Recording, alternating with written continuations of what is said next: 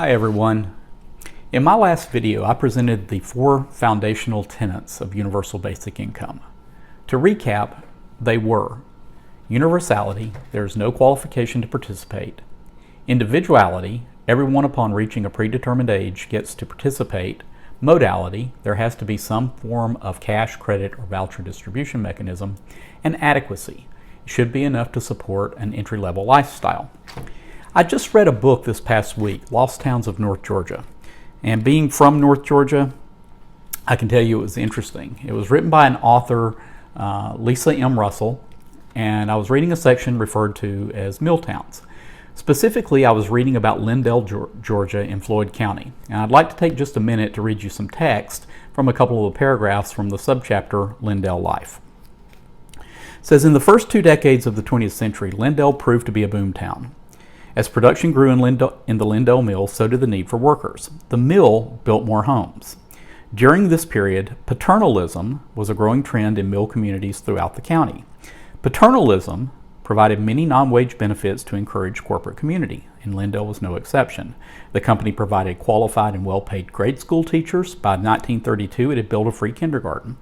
The schools were packed with children of large families still too young to enter the mill, which was only about 10 or 11 years old at the time.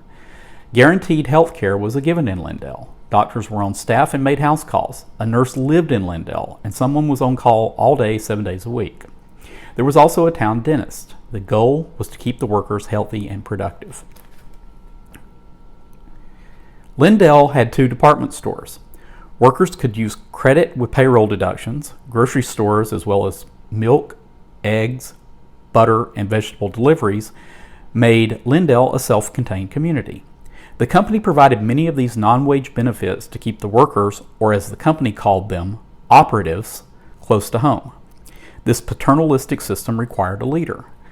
They referred to this leader as the captain.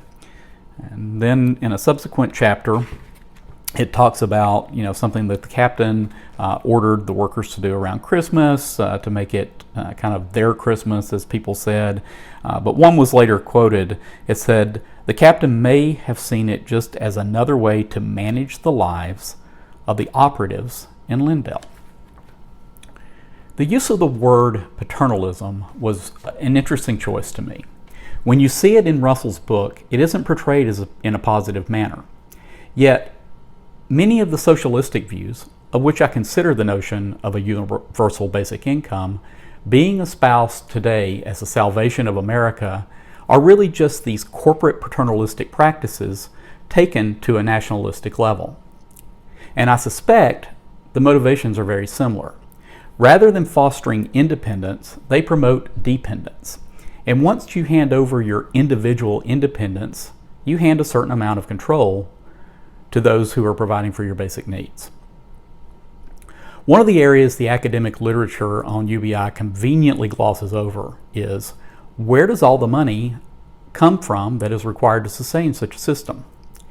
In my next video on the subject, I'm going to try to highlight some places that have experimented with the concept and what their citizens pay in total personal taxes. I will also address a couple of the more recent articles on the subject. What I will show you is that contemporary works present a concept where universal basic income is not so, all-inclusive, and without conditions is not so unconditional.